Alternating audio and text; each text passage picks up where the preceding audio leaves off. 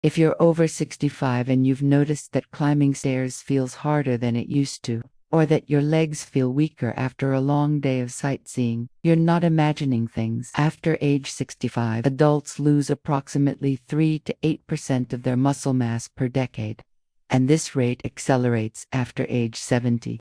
But here's what most people don't realize. This isn't an inevitable part of aging.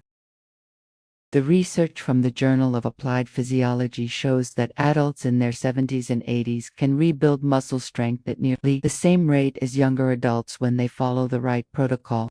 In the next 10 minutes, I'm going to walk you through the exact science-based system that preserves and even increases your muscle strength so you can travel confidently, explore new destinations, and maintain your independence for decades to come. And here's what's critical. Most people focus on the wrong type of exercise, and I'll explain why that mistake is costing them years of mobility. Stay with me until the end, because I'm going to share the one biomarker test your doctor probably hasn't mentioned that predicts your travel readiness better than any fitness assessment.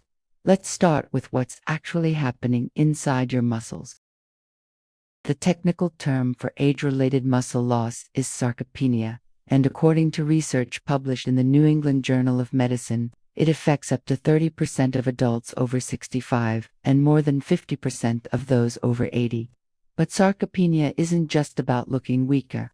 When you lose muscle mass, you lose something called functional capacity.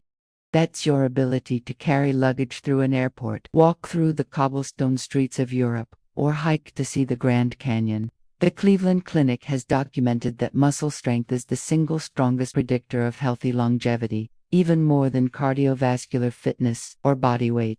Now, you might be thinking this is about general exercise, and while movement matters, the specific type of training makes all the difference. Here's where most people go wrong. They focus exclusively on walking or light cardio. Walking is excellent for cardiovascular health, but research from the American College of Sports Medicine confirms that aerobic exercise alone does not prevent muscle loss. What you need is resistance training, also called strength training, and the data is absolutely clear on this. A landmark study in JAMA found that adults over 70 who performed resistance training twice per week for 6 months increased their muscle strength by 25 to 30%. That's not a small improvement. That's the difference between needing assistance to stand up from a chair and being able to climb the Spanish Steps in Rome without stopping. Let me explain the physiology so you understand why this works. When you perform resistance exercises, you create micro tears in your muscle fibers. Your body responds by repairing these fibers and making them thicker and stronger through a process called muscle protein synthesis. After age 65, your muscle protein synthesis naturally declines, but resistance training is the most powerful signal you can send to your body to reverse this decline. The Journal of Gerontology published research showing that even adults in their 90s can experience significant muscle growth with proper resistance training. This isn't about becoming a bodybuilder. This is about maintaining the strength to live the life you want. Now, here's the protocol that the research supports. You need to perform resistance training at least 2 days per week, targeting all major muscle groups. That includes your legs, which are critical for travel, your core for balance and stability, and your upper body for carrying bags and opening heavy doors. The American Heart Association and the CDC both recommend this frequency as the minimum effective dose. But here's what most people miss. Intensity matters more than volume. You don't need to spend hours in the gym.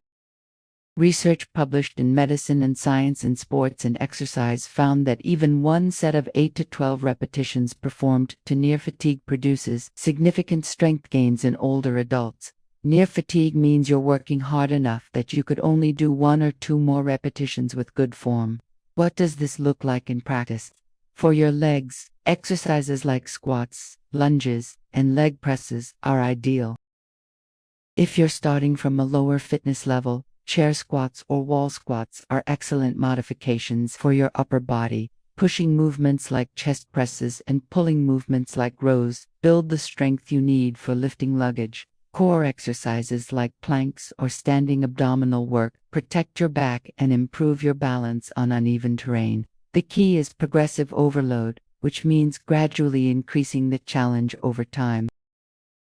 This could mean adding more weight, performing more repetitions, or slowing down the tempo of each movement. A study in the Journal of Strength and Conditioning Research demonstrated that older adults who progressively increased their training intensity over 12 weeks saw twice the strength gains compared to those who maintained the same routine. But resistance training is only half of the equation. Protein intake is the other critical factor, and this is where many active adults make a serious mistake. As you age, you develop what researchers call anabolic resistance, meaning your muscles become less responsive to protein. To overcome this, you need more protein per meal than younger adults. The International Journal of Sport Nutrition and Exercise Metabolism recommends that adults over 65 consume 1.2 to 2 grams of protein per kilogram of body weight per day.